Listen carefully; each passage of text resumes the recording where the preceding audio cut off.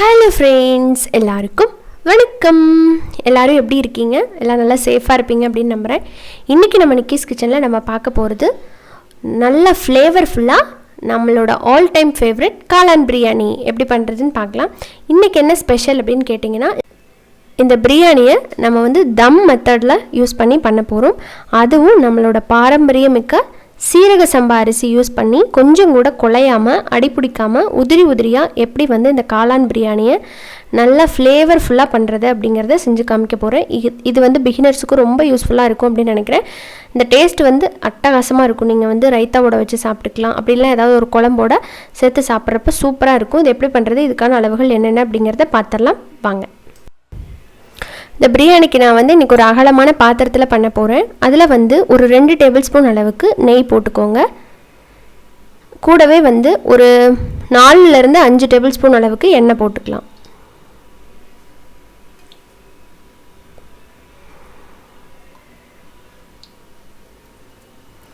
இதில் ஒரே ஒரு பிரியாணி இலை, அப்புறமா ஒரு சின்ன துண்டு பட்டை, கூடவே ஒரு அனாசிப்பூ, 2 ஏலக்காய், 3 கிராம்பு, கொஞ்சம் கடல் பாசி எடுத்துருக்கிறேன். எல்லாத்தையும் போட்டுடலாம்.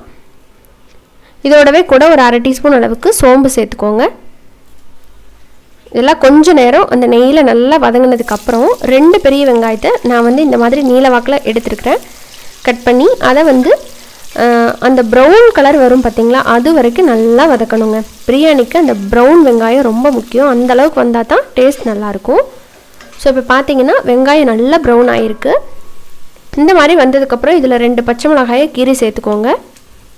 கூடவே 1லேருந்து 2 டேபிள் ஸ்பூன் அளவுக்கு இஞ்சி பூண்டு பேஸ்ட்டு சேர்த்துக்கலாம். இப்போ இதை சேர்த்துட்டு இதோட பச்சை வாசம் போகிற அளவுக்கு நல்லா மிக்ஸ் பண்ணி விட்டுருங்க. 1 நிமிஷம் நல்லா வதக்கணும். இப்போது இந்த மாதிரி நல்லா வதங்கினதுக்கப்புறமா இதில் கொஞ்சம் புதினா இலை, அப்புறமா மல்லி இலை எடுத்துருக்கிறேன், அதை சேர்த்துக்கலாம். இந்த நெய்லேயே வதக்கும் போது டேஸ்ட் நல்லாயிருக்கும்.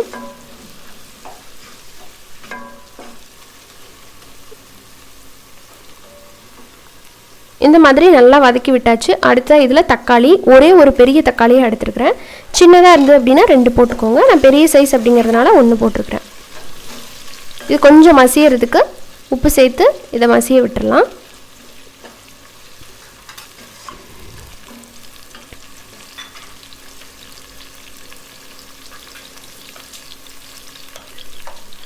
நாட்டு தக்காளி அப்படின்னா சீக்கிரமாக மசிஞ்சிரும்.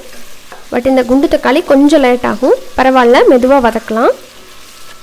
பொறுமையாக நம்ம வதக்கும் போது தான் பிரியாணியோட ஃப்ளேவர் நல்லாயிருக்கும். அவசரப்பட்டோம் அப்படின்னா டேஸ்ட் நல்லா இருக்காது. ஸோ இப்போ பார்த்தீங்கன்னா தக்காளி ஓரளவுக்கு நல்லா மசிஞ்சிருச்சு. இந்த மாதிரி மசிஞ்சதுக்கப்புறமா அடுத்ததாக இதில் ஒரு 1/2 டீஸ்பூன் அளவுக்கு மஞ்சள் தூள், காரத்துக்கு தகுந்த மாதிரி மிளகாய் தூள் சேர்த்துக்கோங்க. நான் 1 டீஸ்பூன் சேர்த்துருக்கிறேன். கூடவே மல்லிப்பொடி 1 டீஸ்பூன், அப்புறமா பிரியாணி மசாலா ஒரு டீஸ்பூன் அளவுக்கு போட்டிருக்கிறேன். பிரியாணி மசாலா இல்லை அப்படின்னா நீங்கள் கரம் மசாலா தூள் சேர்த்துக்கலாம். இதை கொஞ்சம் நேரம் இந்த எண்ணெயில் வதக்கலாம். அடுத்ததாக பார்த்தீங்கன்னா இதில் தயிர் சேர்க்கணும். 2லேருந்து 3 டேபிள் ஸ்பூன் பக்கம் கெட்டியான தயிராக சேர்த்துக்கோங்க. ரொம்ப புளிச்சதாகவும் இருக்கக்கூடாது, அதே நேரத்தில் புளிப்பு இல்லாமையும் இருக்கக்கூடாது. அளவான புளிப்பு இருக்கிற தயிர் சேர்த்துக்கோங்க. அப்போ தான் டேஸ்ட் நல்லாயிருக்கும். சேர்த்து கொஞ்சம் எண்ணெய் பிரிஞ்சு வர்றது வரைக்கும் இதை நல்லா வதக்கணும். இப்போ பார்த்தீங்கன்னா நல்லா ஒரு தொக்கு கன்சிஸ்டன்சி வந்திருக்கு. அடுத்து இதில் நம்ம காளானை சேர்த்துக்கலாம். காளானை நான் கட் பண்ணி இந்த மாதிரி லைட்டாக தண்ணியில் போட்டு வச்சுருக்கிறேன், கலர் மாறக்கூடாது அப்படிங்கிறதுக்காக. இப்போ சும்மா 2 தான் கட் பண்ணியிருக்கேன். ரொம்ப சின்ன சின்ன பீஸாக கட் பண்ணிங்கன்னா இருக்கிற இடமே தெரியாமல் போயிடும். அதனால் ஓரளவுக்கு பெரிய பெரிய பீஸாகவே நம்ம போட்டுக்கலாம். உள்ளே சேர்த்துட்டு அந்த மசாலாவோட நல்லா மிக்ஸ் பண்ணி விடுங்க.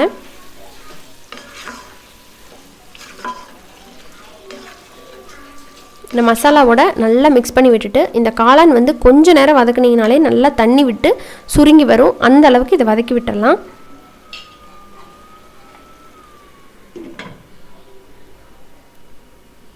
இப்போ கரெக்டாக ஒரு 7 நிமிஷம் ஆயிருக்கு.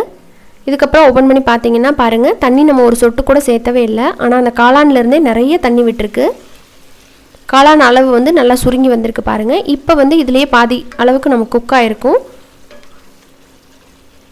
அடுத்ததாக தேவையான அளவுக்கு தண்ணி சேர்த்துக்கோங்க. நான் இன்றைக்கி 1.5 கப் சீரக சம்பா அரிசி எடுத்திருக்கேன். 1 கப்புக்கு 1.5 கப் தண்ணி சேர்க்கணும். நம்ம 1.5 கப் எடுத்துருக்கிறதுனால 2.25 கப் அளவுக்கு தண்ணி ஊற்றணும். அதுலேயே ஒரு 1/4 கப் தண்ணி இருக்கிறதுனால நான் 2 கப் மட்டும் தண்ணி சேர்த்துக்கிட்டேன். தண்ணி நல்லா இந்த மாதிரி கொதித்து வந்ததுக்கு அப்புறமா நம்ம கழுவி சுத்தம் பண்ணி எடுத்துருக்கிற அரிசியை வந்து உள்ளே சேர்த்துடலாம். அரிசி வந்து ஒரு 20 நிமிஷத்துக்கு மேலே ஊற வைக்கக்கூடாது. கொஞ்சம் லேட் ஆயிடுச்சு அப்படின்னா நீங்கள் தண்ணியை நல்லா வடித்து எடுத்து வச்சுட்டு அதுக்கப்புறம் இதில் போட்டுருங்க. இப்போ அரிசி சேர்த்து நல்லா ஜென்டிலாக மிக்ஸ் பண்ணி விடுங்க. அரிசி ரொம்ப நேரம் ஊற வச்சிட்டிங்கன்னா குழஞ்சி போன மாதிரி ஆகிடும். கண்டிப்பாக 20லேருந்து அதிகபட்சம் 25 நிமிஷம் ஊறலாம், அதுக்கு மேலே ஊறவே கூடாது. இப்போ இதில் தேவையான அளவுக்கு உப்பு சேர்த்து நல்லா மிக்ஸ் பண்ணி விட்டுறலாம். இப்போ அரிசியும் தண்ணியும் நல்லா ஒன்றாகி வர்றது வரைக்கும் அடுப்பில் தான் இருக்கணும். அதுக்கப்புறமா தான் நம்ம தம் போடணும். ஸோ இப்போ பாருங்கள், இந்த மாதிரி அரிசி தண்ணியெல்லாம் நல்லா கலந்து வந்துருச்சு. இப்போ இதில் ஒரு 1/2 எலுமிச்சம்பழத்தை கடைசியாக பிழிஞ்சு விட்டுக்கலாம். புளிஞ்சு விட்டுட்டு எகெயின் வந்து ஜென்டிலாக மிக்ஸ் பண்ணுங்கள். அரிசி பார்த்திங்கன்னா உடஞ்சி போயிடும்.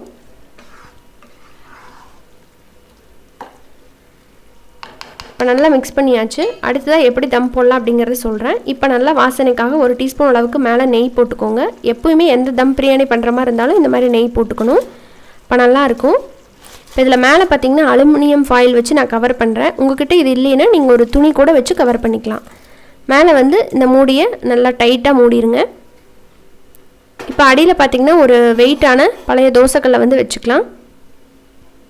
வச்சுட்டு கரெக்டாக ஒரு 8லேருந்து 10 நிமிஷம் போல் இந்த கல் வந்து சூடாகிடணும். மீடியம் ஃப்ளேமில் வச்சு சூடு பண்ணிக்கோங்க. இந்த மேலே பாட்டை வச்சுட்டு ஒரு 10 நிமிஷம் சூடாகிட்டு அதுக்கப்புறம் ஒரு 15 நிமிஷம் அப்படியே விட்டுருங்க. டோட்டலாக ஒரு 1/2 மணி நேரத்துக்கு அப்புறமா ஓப்பன் பண்ணி பார்த்தீங்க அப்படின்னா அரிசி நல்லா சூப்பராக மலர்ந்து நம்மளோட பிரியாணி வந்து நல்லா வாசனையோடு ரெடி ஆகிடுச்சு. இப்போவே பார்த்தீங்கன்னா நல்லா உதிரியாக வந்திருக்கு. இன்னும் அடுப்புலேருந்து எடுத்து வச்சு நீங்கள் பரிமாறுறீங்க அப்படின்னா இன்னும் நல்லாவே உதிரியாக வந்துடும். ரொம்ப போட்டு ஓவர் மிக்ஸ் பண்ணக்கூடாது.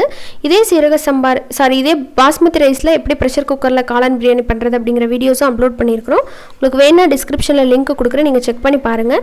இதே மாதிரி இதே அளவுகளோட இந்த வாசனையான காளான் பிரியாணியை செஞ்சு பார்த்துட்டு உங்களோட ஃபீட்பேக் சொல்லுங்கள் எப்படி வந்துச்சு அப்படின்ட்டு. இந்த வீடியோ உங்களுக்கு பிடிச்சிருந்தது அப்படின்னா மறக்காமல் நம்ம சேனல் நிக்கிஸ் கிச்சனை சப்ஸ்கிரைப் பண்ணிவிட்டு கூட இருக்கிற பெல் ஐக்கானை கிளிக் பண்ணுங்கள்.